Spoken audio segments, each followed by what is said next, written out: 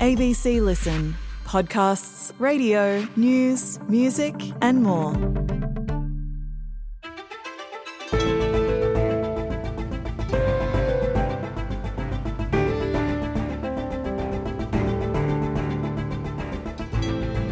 Four months into the war, a large portion of Gaza has been levelled, with civilians fleeing to the south of the Strip to seek shelter.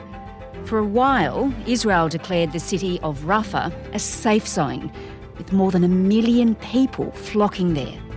But it's now under attack, and there are fears a ground offensive could begin there soon.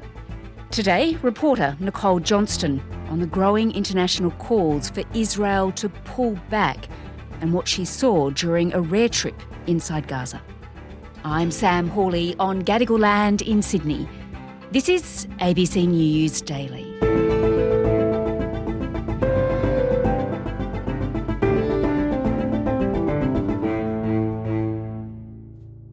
Nicole, you're working at the ABC, of course, at the moment, and at Sky News UK, and you were based in the Middle East as a foreign correspondent for about 12 years, and you've been to Gaza a lot of times, haven't you? Yes, that's right. Actually, my first big break was really on the Gaza story. I went in 2010. I spent 3 months there, and then I was based there for a whole year in 2011, and I was the only foreign journalist in the Gaza Strip at the time. Let's get to Nicole Johnston now. She is live with us from Gaza. Nicole, if you would, what is the latest? Are the Israeli airstrikes continuing overnight? In the last few minutes, we have heard about an airstrike. Probably just heard one of those airstrikes that I mentioned. And I've been back in 2012 and 2014 for the wars there. And I was recently back in the region in December in Jerusalem, reporting from there. So you were over there reporting for Sky UK very recently, and you did get into Gaza. But before we talk about that, give me a sense of what Gaza was like when you were there before. Gaza was actually a really wonderful place to live. The hospitality of the Palestinian people was incredible. They're in this really unique situation, closed off from the world. All of the borders are shut. So they're so welcoming to any foreigners who are living there.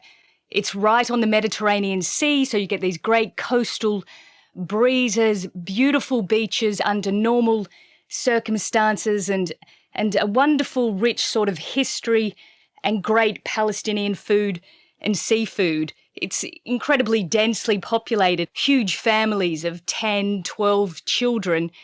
And that's the thing that always really struck me about Gaza. Everywhere you look are children. You're almost falling over for the number of children there. Very different now, of course, and we'll get to the destruction that we've seen there in a moment. It's really hard right now, isn't it, for international journalists to get into Gaza to report what's going on the ground at the moment because the Israelis won't allow it. But as we mentioned, you did enter Gaza. Just tell me about that. How did that come about? That's right. Well, first I would say it's not hard. It's impossible, really, to go into Gaza unless you go in on an Israeli military embed, and there aren't very many of them. While I was in Jerusalem, we did go in on an embed just onto the other side of the Erez border crossing in the north of Gaza, and that was to see one of these large, sophisticated tunnels that Hamas had built. So you're embedded with the Israeli military. So it's like a tour, basically.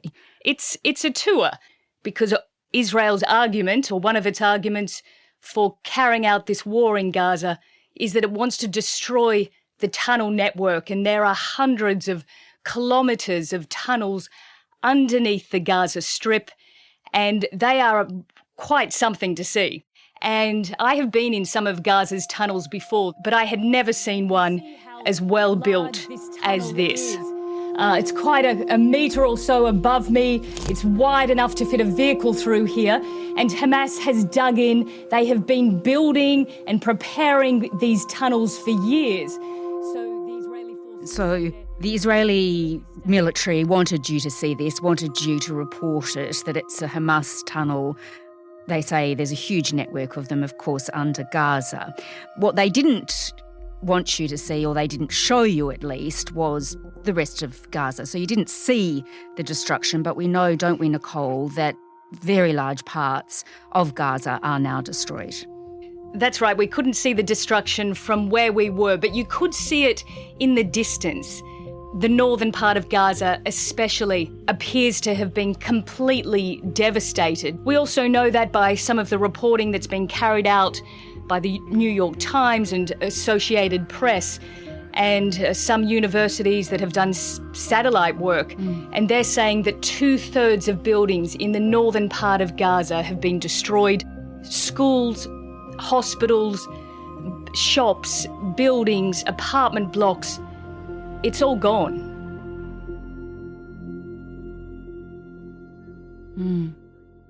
Now I want you to take me to Rafah, because a huge number of people have sought refuge there. Tell me about Rafah. Have you been there? What's it like? Yes, I've spent a lot of time in Rafah over the years, especially at its border crossing, the Rafah border crossing between Gaza and Egypt. It's a small city, a few 100,000 people, but now it has been completely transformed into this sort of teeming refugee camp, effectively, of more than 1 million people. And I was speaking with an Australian who is in charge of the Rafah border crossing only recently, and she said there is barely room to stand in Rafah. That's how packed it is. It's almost standing room only. The whole society has just collapsed. I feel like I'm in the eye of a storm every minute of every day. People are there because there's nowhere else for them to go.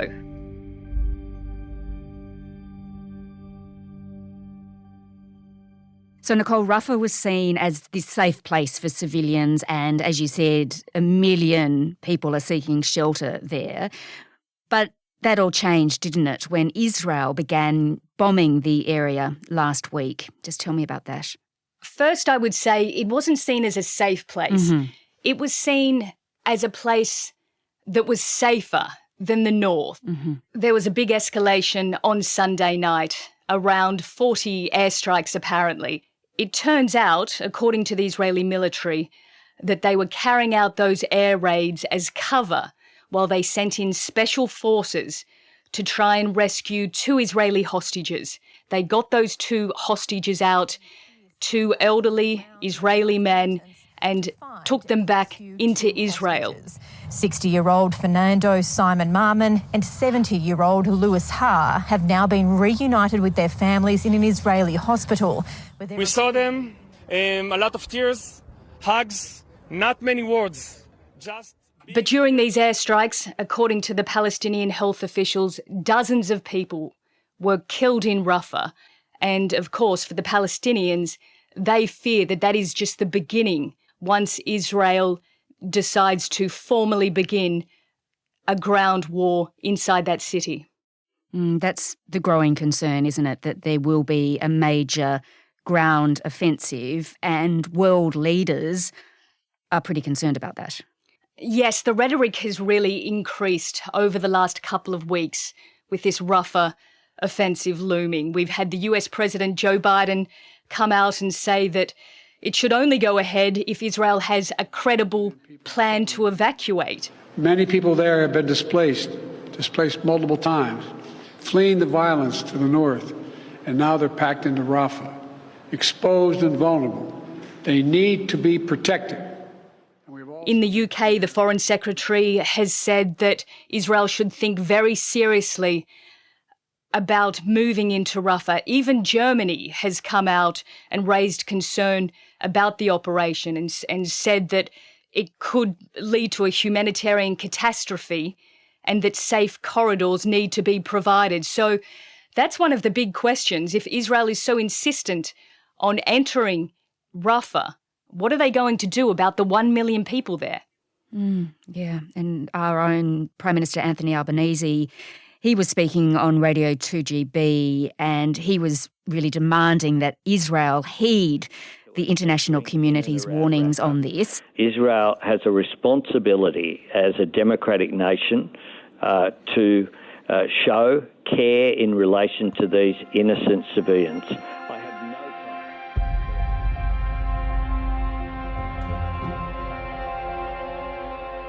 Last weekend, Benjamin Netanyahu, he had an interview with Jonathan Karl, who's the host of ABC America's This Week program. They're living in tents. Where are these people supposed to go? Well, Rafah is a very small percentage of Gaza, and I think it's about 10% or 15%. Well, there's an estimated 1.4 million people in that area right now. No, well, the areas that we've cleared north of Rafah, plenty of areas there. He actually said that he wants to protect civilians there. We're not cavalier about this. This is part of our war effort to get civilians out of harm's way. It's part of Hamas's effort to keep them in harm's way. But obviously, the international community is not certain of that. They're not certain of how he's going to protect civilians. Netanyahu is saying that he will create a safe passage or a corridor to move people out of Rafah into the central part or to the north. The question is, how do you move more than 1 million people? People who are weak, who are hungry, people who are injured. How do you get them on a road and get them out of there? All right, so Nicole, let's look now at what we should expect next, I suppose. The world is clearly worried about civilian casualties. Ceasefire talks collapsed altogether between Israel and Hamas. Is there anything that would stop Benjamin Netanyahu going down this path for a ground offensive in Rafah, do you think? Well, the ceasefire talks do appear to be back on because we have the head of the CIA and Mossad now in Cairo. And only in the last couple of days, Joe Biden said that a deal is on the table, a deal for a 6-week pause. We don't know if that's going to happen. And it's difficult to read into the mind of Netanyahu. He is so adamant that there will be a military offensive in Rafah that it is hard to see him pulling back. Our heroic fighters are now fighting in Khan Yunis, the main stronghold of Hamas. We instructed the IDF to prepare to operate also in Rafah and in 2 of the camps in the centre, the last remaining strongholds of Hamas. The idea of him signing up to any deal that would lead to a longer-term ceasefire or a permanent ceasefire, which is what Hamas wants, is very unlikely. If it does go ahead, this ground offensive, tell me, Nicole, will this be the last major front of this war, or is there still more to come? It's hard to fathom that there's more after this. It's difficult to know. It's hard to see what other front there could possibly be in Gaza because you can see that the Israelis have essentially started at the top of the Gaza Strip in the north and they've worked their way down. They're preparing to go into Rafah. There is nowhere else for them to go. This is the last border town before you reach Egypt. So Rafah should be the end of it. The problem for Israel is it hasn't managed to get any of the big leaders of Hamas. Israel has said that it will go after the leaders of Hamas wherever they are. Well, they're in Lebanon, they're in Qatar, they're in Egypt. So new fronts or targeted assassinations or killing could continue. The entire region is unstable, and any one of these attacks could be the spark that leads to a much wider war. And that is what the international community and the Arab world is worried about. Nicole Johnston is a reporter for the ABC and Sky News UK. This episode was produced by Bridget Fitzgerald and Nell Whitehead. Audio production by Sam Dunn. Our supervising producer is David Cody. I'm Sam Hawley. To get in touch with the team, please email us on ABC News Daily at abc.net.au. Thanks for listening.